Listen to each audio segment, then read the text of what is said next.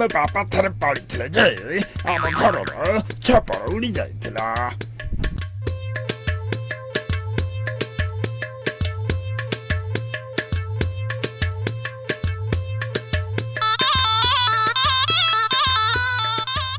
ହଇରେ କୁଳାଙ୍ଗାର ଗୁଡ଼ା ଏଠି ପାଠ ପଢ଼ିବା ସମୟରେ ଏଇଠି ବସି ପାଡ଼ର ଭେରାଇଟି କଥା ହଉଛ। ଏମିତି ପାଡ଼ିବି ନାଇଁ ନାଇଁ ଏମିତି ମାରିବି ଯେ ତମ ପିଠି ଫାଟିଯିବ ବୁଝିଲ। ଏଇଠି ଜେଜେ ଜମା ସେମିତି କହିବନି। ତମେ ତ ପାଡ଼ିଲେ ତମ ଧୋତି ଉଡୁନି ଆଉ ଆମକୁ ବାଡ଼େଇବ କଣ କହୁଛ ଯେ? କୁଳାଙ୍ଗାର କୋଉଠିକାର ରହ ତତେ ଦଉଛି ଏଇନା।